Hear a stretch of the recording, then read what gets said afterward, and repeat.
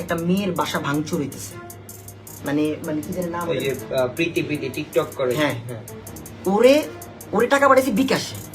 তবে কি এবার টিকটকার প্রীতি টাকা খেয়ে ছাত্রদের বিরুদ্ধে গিয়ে সরকারের পক্ষ নিয়ে কথা বলেছিলেন? বিস্তারিত জানতে হলে না টেনে সম্পূর্ণ ভিডিওটি দেখুন। ছাত্রদের বিরুদ্ধে ভিডিও বানিয়েছিলেন প্রীতি, তাও আবার তৌহিদ আফ্রিদির কড়া নির্দেশ পেয়ে। তার কথা মতো কয়েক লাখ টাকার বিনিময়ে প্রথম ভিডিও বানিয়ে প্রকাশ করেন তাহমিনা চৌধুরী প্রীতি। সেদিন 1 মিনিট 3 সেকেন্ডের ভিডিওতে তিনি এমনভাবে কথা বলেছিলেন যেন সাপও মরে লাঠিও না ভাঙে। প্রথমে কোটা বিরোধী আন্দোলনে নিহতদের শ্রদ্ধা জানিয়ে বিচার চেয়েছেন, এরপর পতিত সরকারের লিখে দেয়া বলি আওড়ান, যেখানে প্রীতি মেট্রো স্টেশন ফুটওভার ব্রিজের জন্য আবেগে ভেসেছেন। কোঠা আন্দোলনে আমাদের দেশের অনেক ছাত্র মারা গিয়েছে, অনেকে আহত হয়েছে, আর যারা স্টুডেন্টদের হত্যা করেছে বা আহত করেছে তাদের সবাইকে দ্রুত বিচার করা।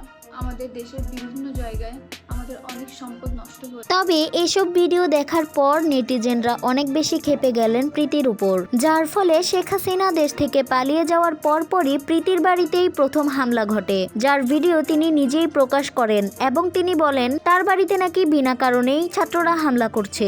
তবে প্রীতির বাড়িতে ভাঙচুরের কারণ জানিয়েছেন content creator RS Fahim Chowdhury. তার দাবি অনুযায়ী ছাত্র আন্দোলনের বিপক্ষে প্রথম ভিডিও বানান তিনি, এই জন্য তৌহিদ আফ্রিদির কাছ থেকে বিকাশের মাধ্যমে মোটা অঙ্কের টাকাও পান। এই কারণে এই টিকটকারের বাড়িতে ভাঙচুর করা হয়। এই গুমর ফাঁস হওয়ার পর নেটিজেনদের তোপের মুখে পড়েছেন প্রীতি। ফেসবুকের বিভিন্ন গ্রুপে কটাক্ষের শিকার হচ্ছেন তিনি। একটা মেয়ের বাসা ভাঙচুর হইতেছে, মানে মানে কি জানি নাম, ওই যে প্রীতি টিকটক করে। হ্যাঁ, ওরে টাকা পাঠাইছে বিকাশে।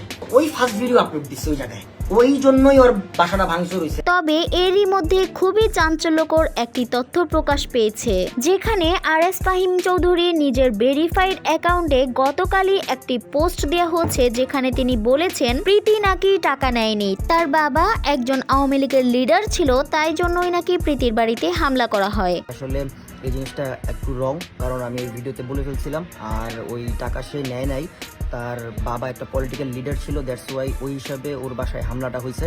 তবে এসব কথা বলার কারণ কি? প্রথমে প্রীতি টাকা খেয়েছে বলে অভিযোগ করলেও পরবর্তীতে আবারও প্রীতি টাকা নেয়নি বলে অস্বীকার জানাচ্ছেন RS ফাহিম চৌধুরী। তবে তার এরকম ভিডিও পেয়ে অনেক নেটিজেনরাই বলছে RS ফাহিম চৌধুরী এবার নিজেও টাকা খেয়েছে, যার জন্য প্রথমে প্রীতি টাকা খাওয়ার ব্যাপারটা সত্যি বললেও এখন আবার ঢেকে নেওয়ার চেষ্টা করছে। তো গাইস, আপনাদের কি মনে হয়, RS ফাহিম কি সত্যি বলছে নাকি মিথ্যে বলছে? আপনার মতামত কমেন্টে জানাতে পারেন।